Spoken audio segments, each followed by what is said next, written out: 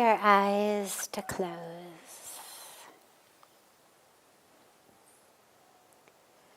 Allow yourself to just arrive here.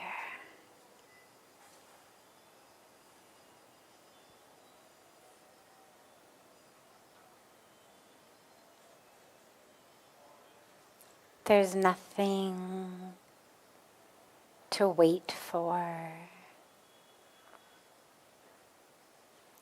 There's nothing you have to do.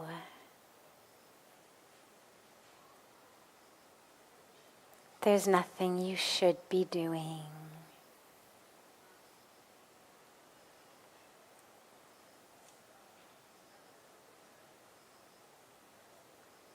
This is exactly the place you are meant to be. Right here, right now.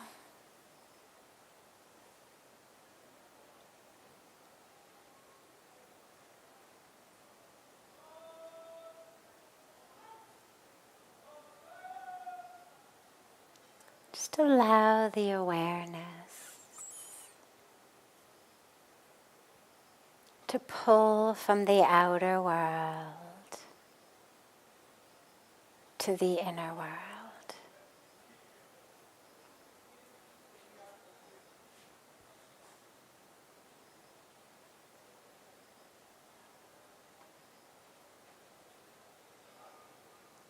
Allow the attention and the focus to just withdraw from being so hooked into the sounds and the sights of the world around us. Allow yourself to unhook that. Sounds will always be there. The world will always keep doing its thing. But your awareness, your focus, that's in your hands. Bring it in. Allow that awareness to rest in your breath. Don't try to change the breath, but just allow the awareness, the attention, the focus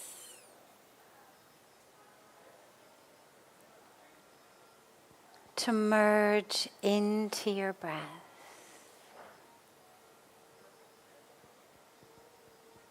As it flows in and flows out.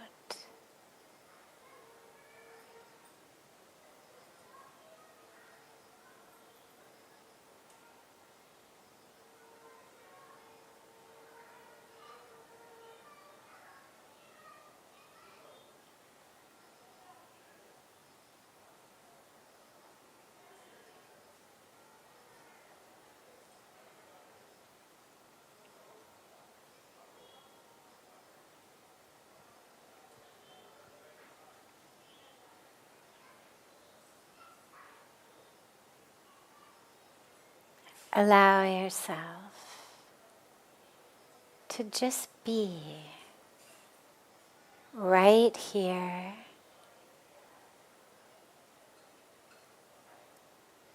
right now.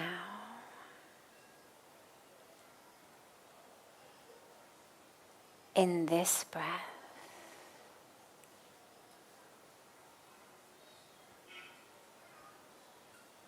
And in the perfection of this breath.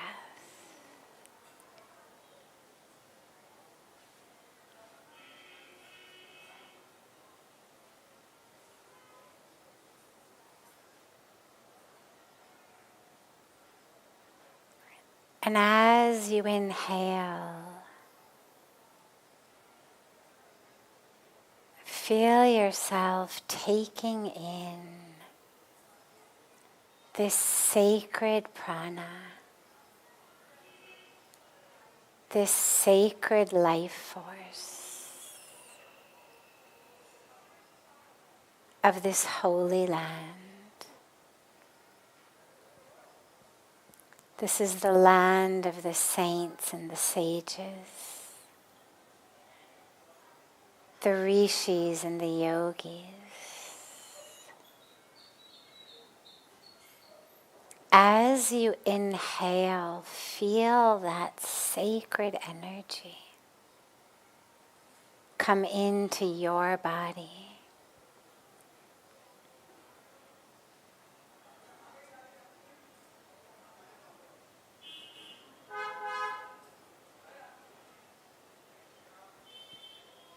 Feel yourself breathe in that sacred prana as it flows off the tops of the Himalayas, over the waters of Mother Ganga, and into you.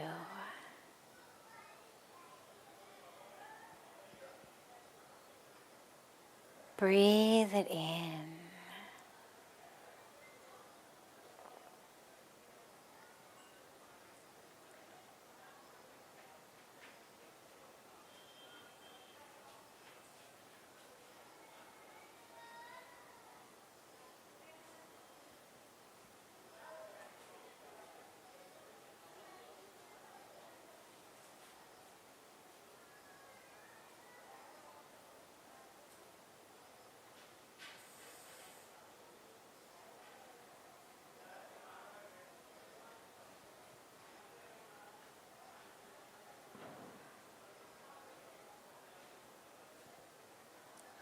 Slowly bring the hands together at chest level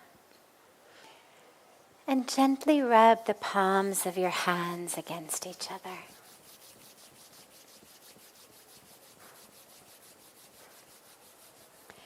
Press the palms of your hands into your closed eyes.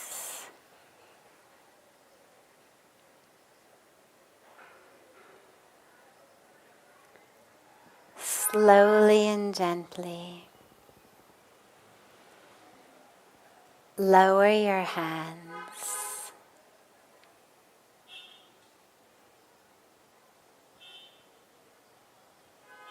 and open your eyes.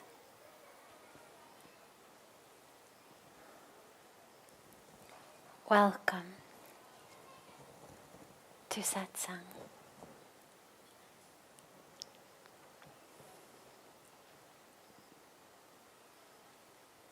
So beautiful to be back together after the last 2 days of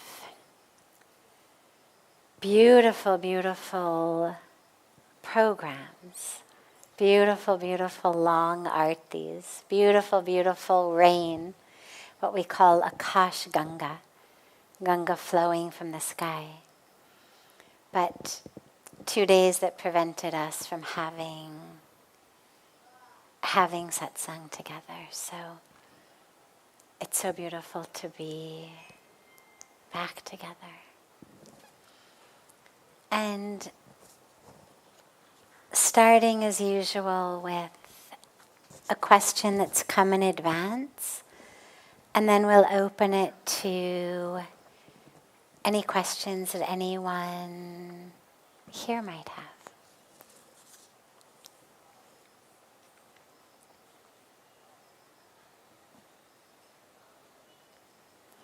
What is the meaning of moksha?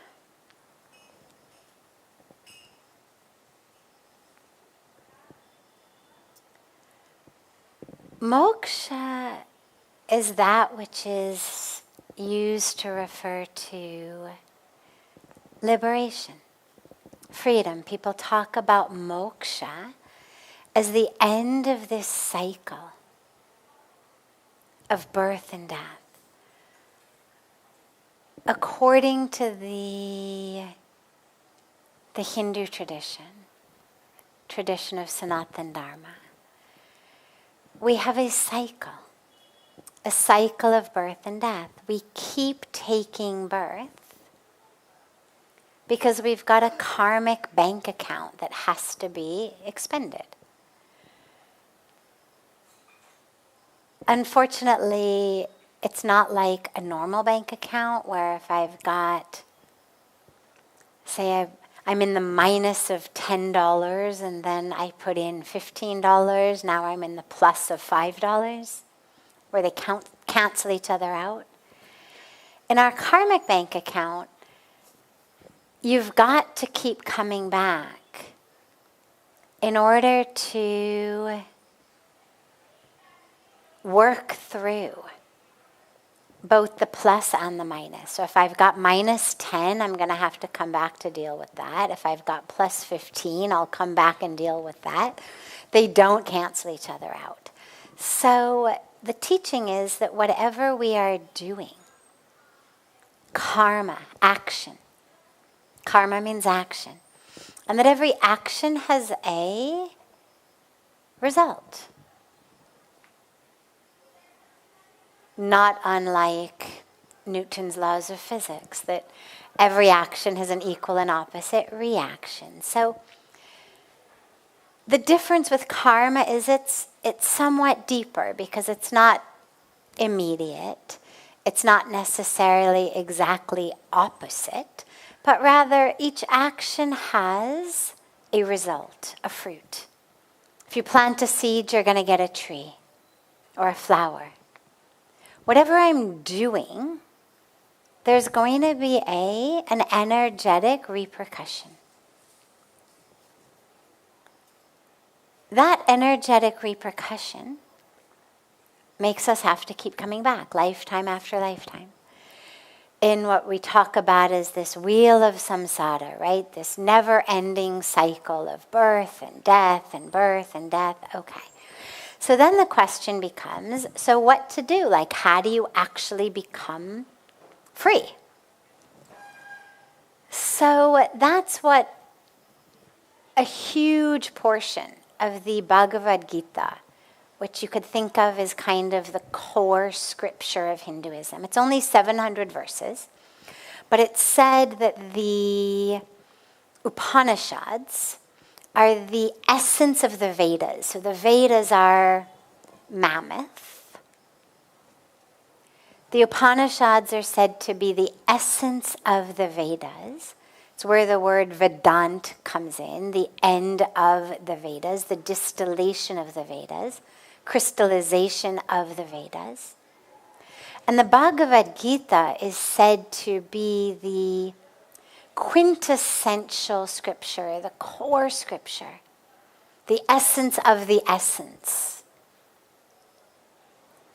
in 700 verses. So in that, we get taught how to perform actions in such a way that we end up free, so that we're not accruing any bank account, neither positive nor negative. Because, of course, otherwise you're stuck. You do something bad, and you get bad karma. You do something good, you get good karma. But either way, you're bound to this bank account. You've got to come back. You've got to spend that karmic bank account or earn for the karmic bank account. Moksha is that which happens when your bank account is zero. When you've actually worked through all of your karma. Now, traditionally, people tend to think of it as something that happens after they die. So they talk about attaining a moksha after they die. But that's not actually how it works, because unless you attained it here while you were living, after you die, you're just going to have to keep coming back in a new body to keep working through it. It's like If you don't learn long division, you're going to have to keep doing 5th grade. They may love you, you may be a great person, but you've got to know how to do long division in order to move on to 6th grade. So moksha is this liberation from the cycle of birth and death. Ultimate freedom, meaning I don't actually have to take another birth. Once I die, I will just merge into the divine, the drop merging into the ocean. No more births have to be taken, no more bodies have to be taken, no more anything. The dilemma is, as I said, it doesn't happen after birth unless it happens in life. And in life we get what we speak about as jiva mukti. Jiva mukti is a term that means literally freedom in the body, freedom while living. Mukti is freedom, jiva is this life, this being. In this being, in this body, in this life, how I can have freedom. And that's where we get into really the depth of it, because if it were just something that we got after we die, well, then that would mean that my body was the problem. I mean, if I just get free of my body and then I've got moksha, then it means the body was the dilemma. The body was what kept me stuck. But it's not the body. Nobody ever was stuck because of their elbow or their knee or their hip bone. I mean, these are not problems for us. They're not keeping us stuck in a cycle of birth and death and rebirth. It's the mind. It's not the body. When the mind is in a good place, and if you think about this, you'll realize that you've experienced this in life. You could be in a fantastic physical situation. Body is healthy, maybe you're in some beautiful resort somewhere. I mean, everything is just exactly conducive to joy, to peace, to ecstasy, minus the pills. And yet, you're angry. You're upset about something. You're frustrated. You're depressed. You're miserable. You spend that vacation just getting drunk because even healthy body, beautiful environment, no problems outside, the mind creates so many problems. And of course, we can't escape the mind. It's part of that inescapable part of our baggage whenever we travel. It has to come with us. Whatever else you leave behind, the mind is with you. So the mind is actually the problem. So real moksha is actually freedom from the games of the mind. Because when the mind is set, and if you think back to your life, you can probably think of some examples of this where maybe outside was not so perfect. Maybe your physical body wasn't necessarily in tip-top shape. Maybe things were happening in the world around that were challenging. But your mind was at peace. Your mind was anchored and grounded. And so the actual felt sense experience of that is much better than the felt sense experience of the troubled mind in a tropical paradise. And so real moksha is freedom from the games of the mind. Freedom from illusion, ignorance, false identification, jealousy, judgment, competition. All of that leads to suffering. And all of that that's rooted in ignorance. The ignorance that says, I am this body. I am its story. So it leads to suffering. And then we're stuck. Then we get angry, we get jealous, we are in competition, we have fear, we have desire. So real moksha is freedom from the games of the mind, freedom from the bondage of the mind, in the body, such that when this body is done, we don't need another one afterwards. That we've cleared that karmic bank account. Or that we're no longer stuck, but we may decide to take a body. Because of course, if you're not stuck, the earth's a pretty beautiful place. Our bodies are these beautiful ways to interact with this beautiful creation. As long as our mind's in the right place, then we get to use our body, use our senses to experience divinity in the creation. To listen to the sound of sacred chanting, to look at the beautiful waters of Mother Ganga. I mean, to be immersed in the sacred creation. So moksha is from the mind. And this is why we meditate, why we read scripture, why we pray, why we contemplate, why we introspect. It's why we do all of that to free ourselves from the bondage of the mind.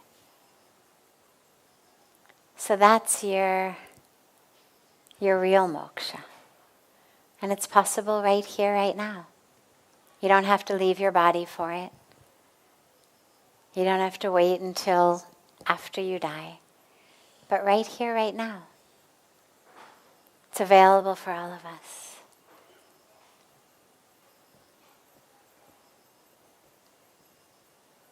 Questions?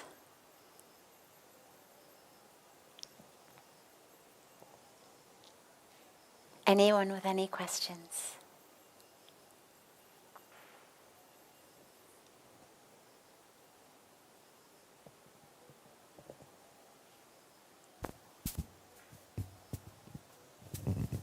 Hello. I have one question. Actually, what is life? What is life? Yes, I'm very curious about. Actually, this question is right or wrong, I don't know, but I'm curious. There's no such thing as a wrong question. Okay, thank you.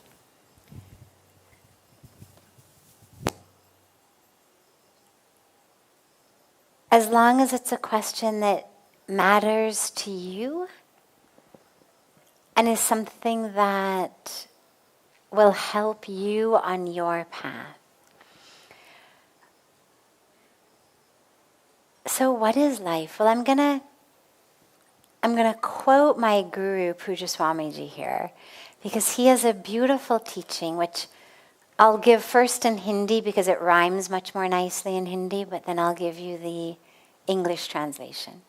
The Hindi says, Bolo jivan kaisa hai, jaisa bana lo वैसा है, चाहे इसको स्वर्ग बना लो, चाहे इसको नरक बना लो, बोलो जीवन कैसा है, जैसा बना लो वैसा है. And it means in English, what is life? Well, life is what we make it. If we want to turn it to heaven, we turn it to heaven. If we want to turn it to hell, we turn it to hell. But life is exactly what we make it. On a biological level, I mean, if you asked a biologist what is life, well, they could tell you this many parts carbon, this many parts hydrogen, this many parts oxygen, this much nitrogen, here's how the molecules bind together. But that's just the physical elements of life. Once we've got our hydrogen and our oxygen and our carbon and our nitrogen bound together in the appropriate ways, well, then what? That's when we actually start creating a life. And that creation begins on the inside. We are not victims of life. We're not victims of circumstances. Yes, things happen. Yes, we live in a world. But my life is not a sum total of things that have happened to me. My life is a sum total of how I have reacted to the things that have happened to me. How I have thought about, interpreted the things that have happened to me. How I have changed or grown or contracted or expanded in response to the things that have happened to me. Most of us think that life is just that which is happening. Stock market is doing its thing, the weather's doing its thing, the natural world is doing its thing, everybody around me is doing their thing. And when those things are what I like, what I enjoy, what make me happy, well then life is great.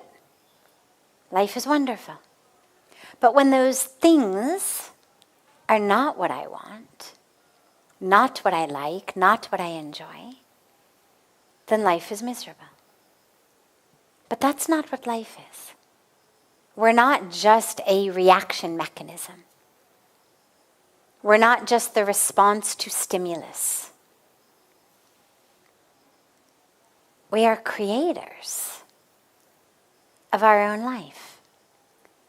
And so every minute and every moment, it's a beautiful question to ask ourselves. What is my life right here, right now? How am I making my life right here, right now? First of all, the first question to ask is, am I even here? Am I here? Yes, my body's here. But am I here? Is my awareness here? Am I consciously here? Am I mindfully here? Or am I planning what I'm going to eat for dinner? Or who I'm going to meet at the club later on?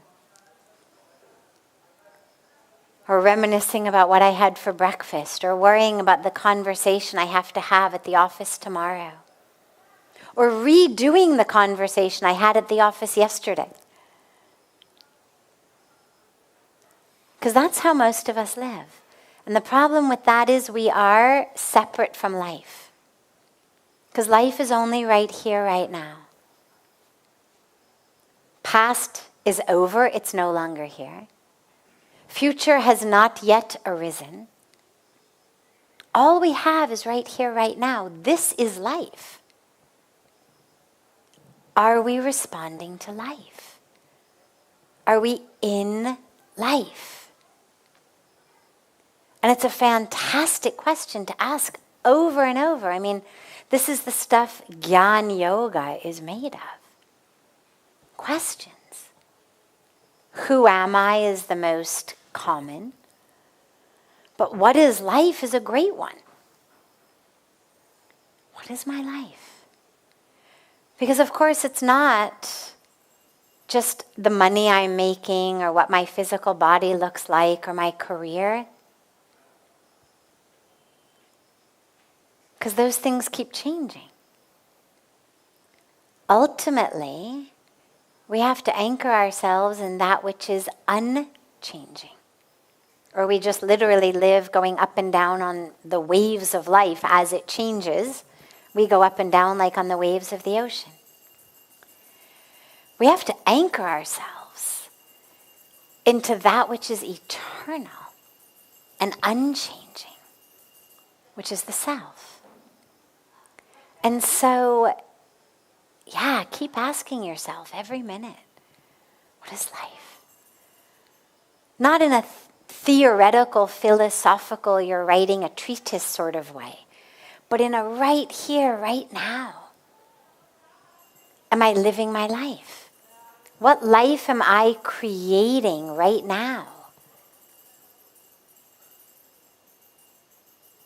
I love the bells. You know, they're puja bells, but I love them because you may have noticed that in all the Hindu temples we have bells.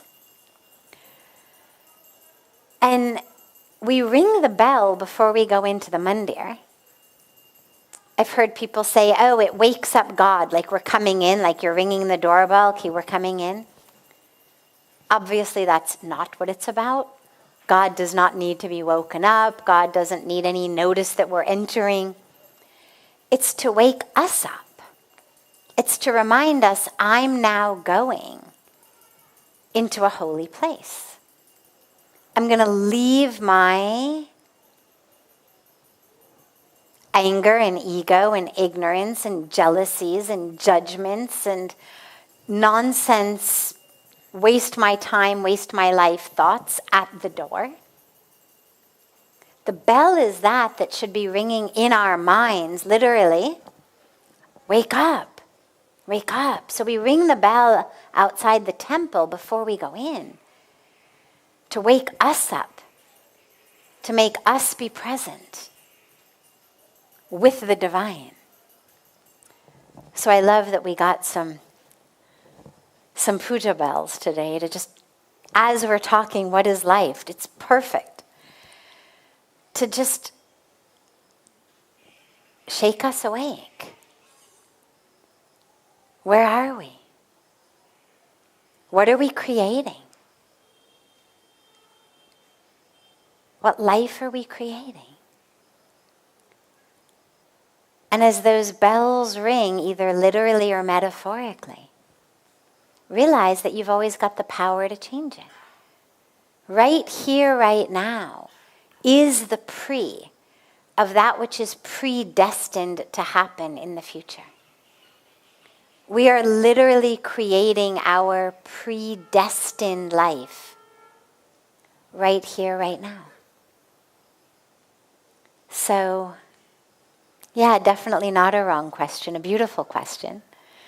And a question that should be asked like a bell in our minds, not to be answered on a philosophical, theoretical, oh, I heard this, I read that, this leader says this one said that.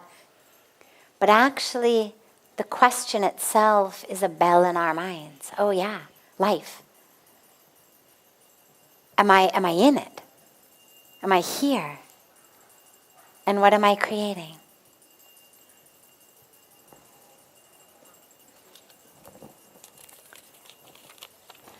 Yes, if you've got a question, just raise your hand. He's just coming with a microphone.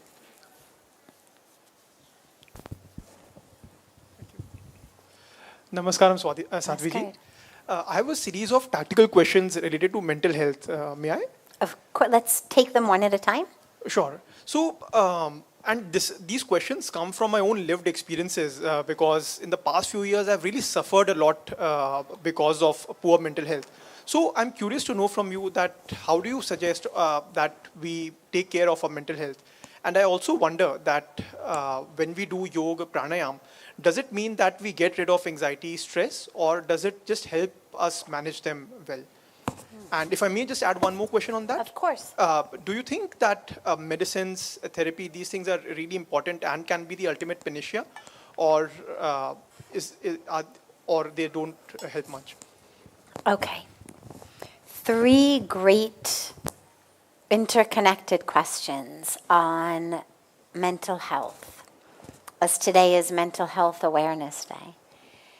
He was saying he's been struggling a long time with his mental health. And what's the best way to have mental health, to have good mental health? Do yoga and meditation just help us manage our anxiety? Or do they actually help us get free of it? And then what's the role of medication? Is it the magic bullet or not?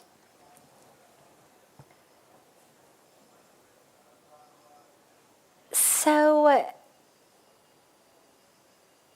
mental health management requires a lot of different things. It's like saying, what's the best way to manage my physical health? Now, assuming that you're healthy to begin with, we could come up with 4, 5, 6 great ways of staying healthy. Get enough sleep, Eat the right foods at the right times of day, at the right times of year. Get some good exercise. Drink enough water. Right? I mean, it's not rocket science. You just have to go to Google or listen to anybody these days, and there's lots and lots and lots of methods to maintain health, assuming that you're healthy to begin with. But if someone comes to you with heart disease or cancer or some other illness and says to you, what's the best way to maintain my health? Well, these 4 or 5 things I've just mentioned certainly would be helpful to them, but they also need a lot more. They need some more very specific guided treatment. And it may fall in those categories. It may come under the right food.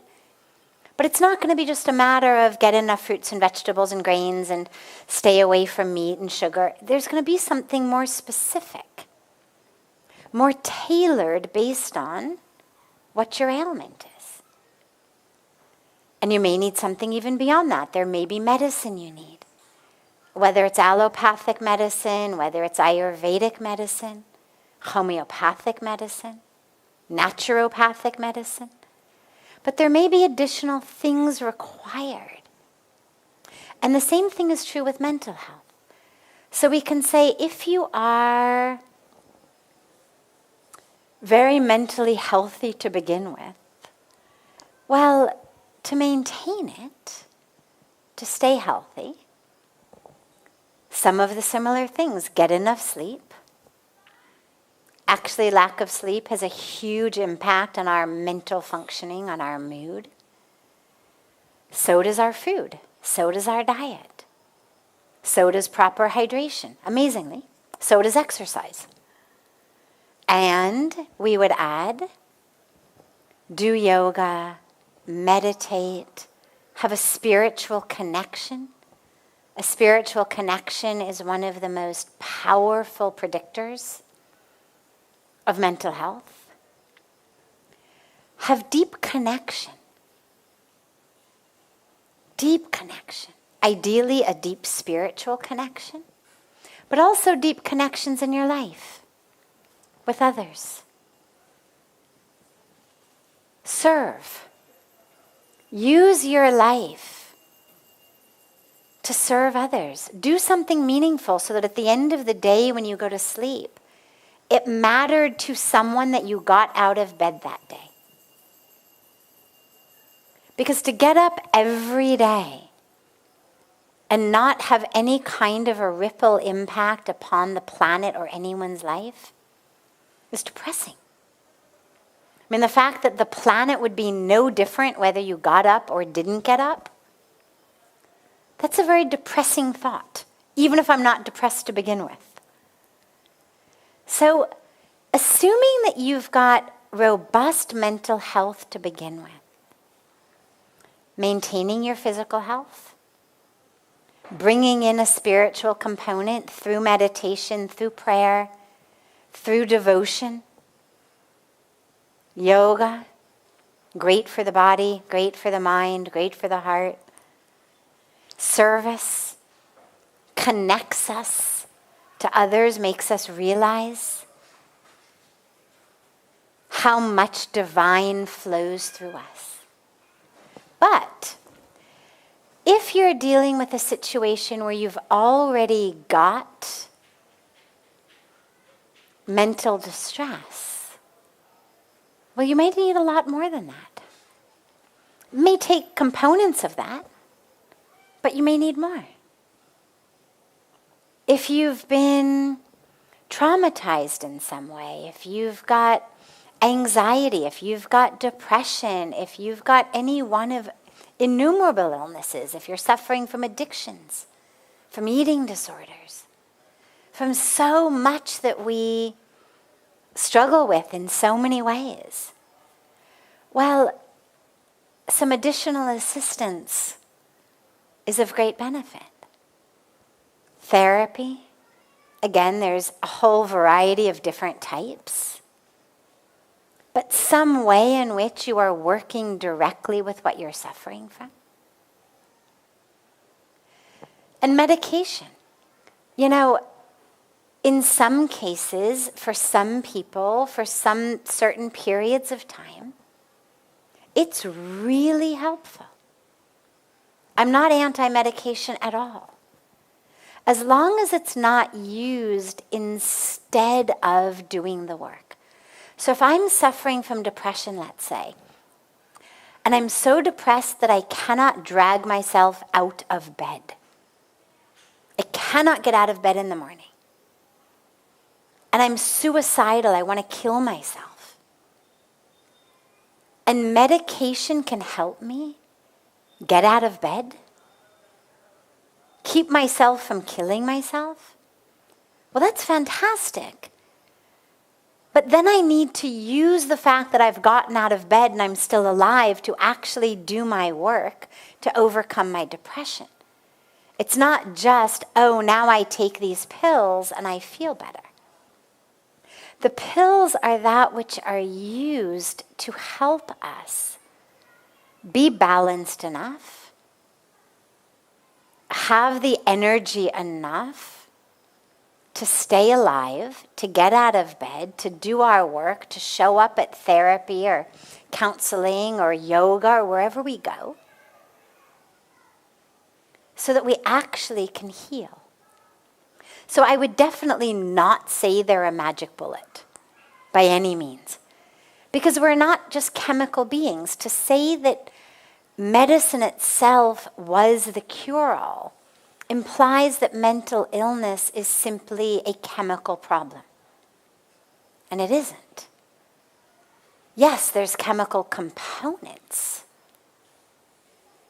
but it's a problem rooted in issues of our society, issues of the way that we run our systems, our communities. It has to do with our individual experiences, that which we've been through.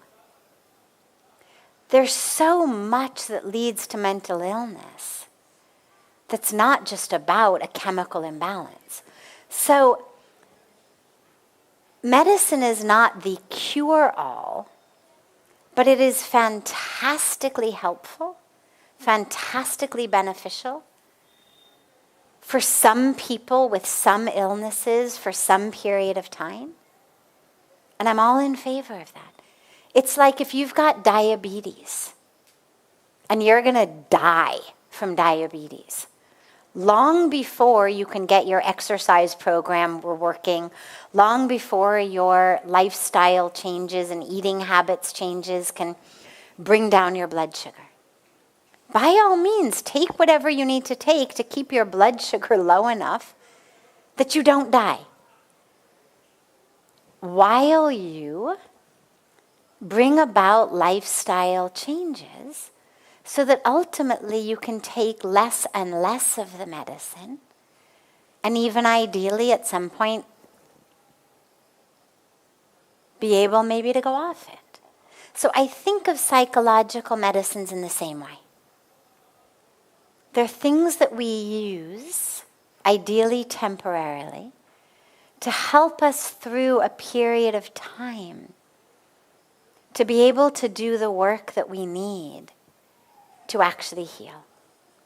Now, there are some illnesses, psychotic illnesses mostly, in which people will be medicated for most of their lives.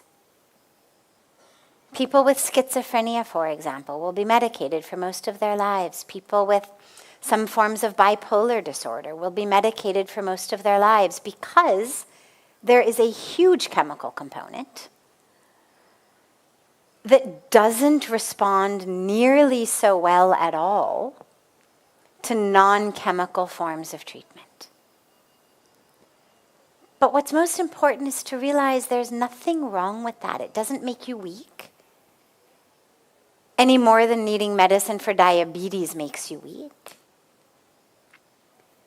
The point of our life is to use all tools that we have to live a life that is meaningful, fulfilling, deep, connected, in love, in peace, in awareness, in joy. And if a medication can help me find that when I'm unable to find it, for a period of time as I learn the way to find it myself, there's nothing to be ashamed of there. Lastly then, in terms of do yoga and meditation just help us manage the anxiety or become free, we can become free. It's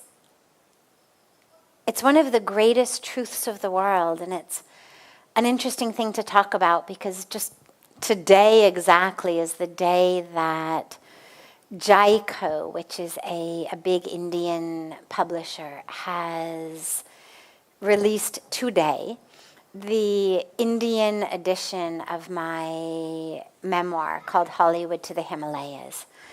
And it was published last summer in America, but the Indian edition taken up by Jaico has literally just come out today. And I mention that here because my journey was a journey of healing and transformation, as the subheading of the book is. I struggled a lot. I suffered a lot. I found through spirituality, through yoga, through meditation, through surrender, through devotional practices, through inquiry and gyan and study, actual freedom from it. I used to think before I came to India that the best you could do was manage your life. I was 25, and to me that was the highest goal. I had learned personally to manage my life. There had been times of my life when I wasn't managing it nearly so well. But by the time I was 25, I had gotten to a point where I felt like I was managing. I was managing my pain. I was managing my anger. I was managing my struggles. I was managing my relationships. I was managing my school. I was in the midst of getting my PhD in child neuropsychology.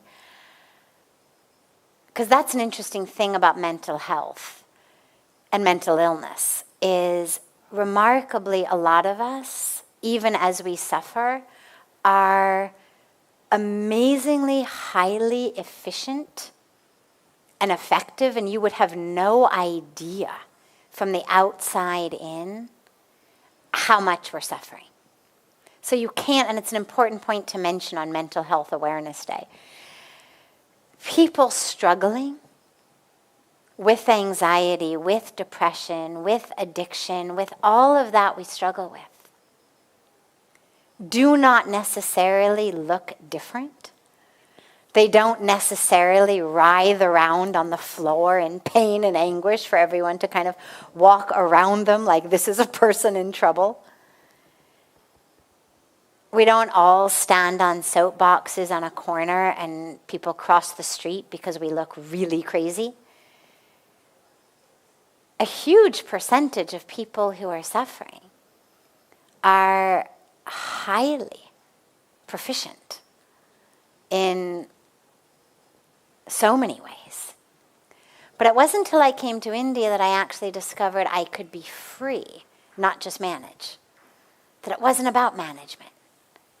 It was about freedom. So, as we start to get the beautiful blessings of Akash Ganga, the Ganga from the sky, yes, you can be free.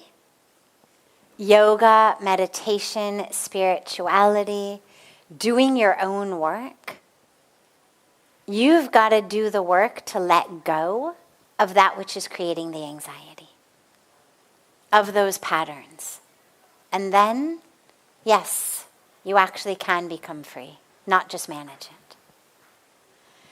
And lastly, before we leave from satsang, ye kuch chata jara leke aayega iske liye, hai na? Before we leave from satsang, we have a very, very beautiful birthday to celebrate.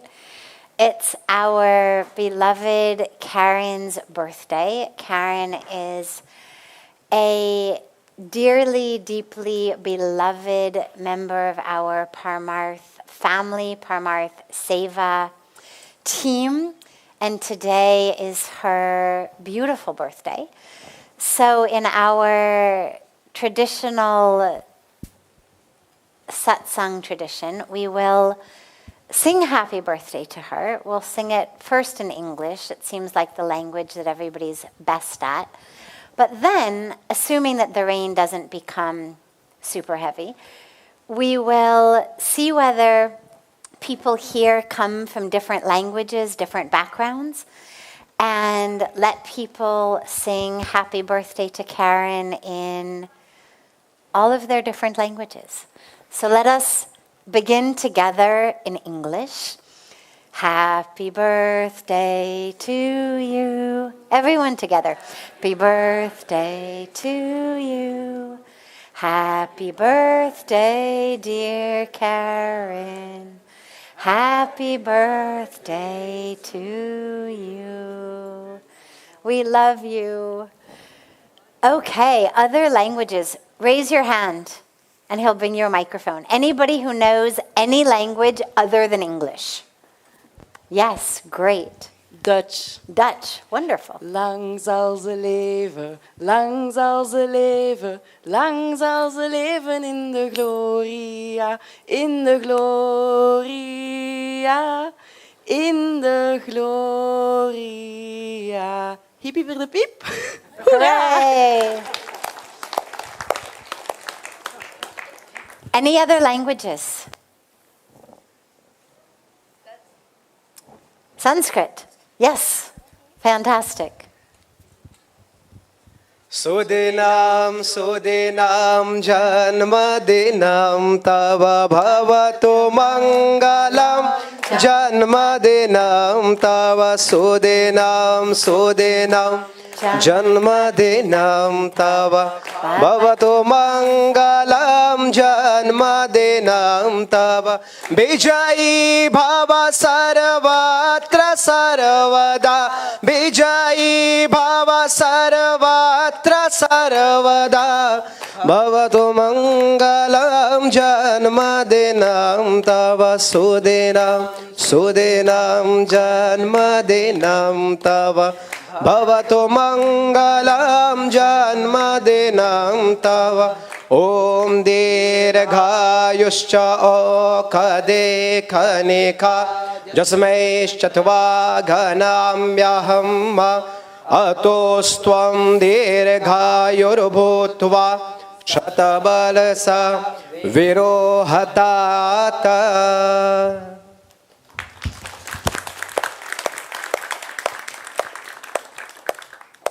Beautiful.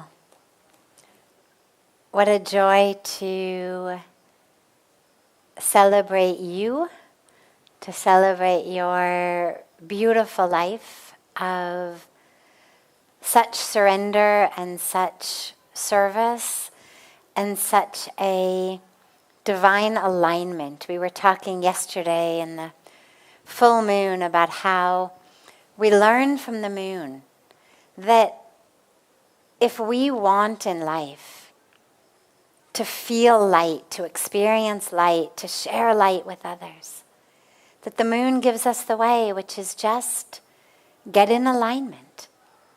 I mean, the moon is a rock. She doesn't have any actual light of her own. But she's this rock in perfect alignment between the sun and the earth, such that she shines that light of the sun onto us. And we experience this full moon. And it's such a beautiful teaching because so many of us want to experience light, to feel light, to share light, to bring light. But we're so focused on thinking about, it's all about me. And the moon teaches us, it's not about you. It's about the divine. And it's about just aligning yourself with that divine so that you can be like the moon, a full reflector of that light, of the divine onto the world. And Karen, it's so beautiful to watch your beautiful, beautiful blossoming and unfolding of the full moon of you as you align yourself so beautifully with the light of the divine and then share that light in so many ways with all of us and everyone. We love you.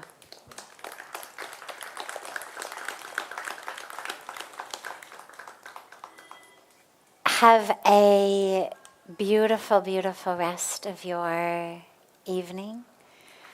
A beautiful morning and afternoon to our family joining us from all over the world.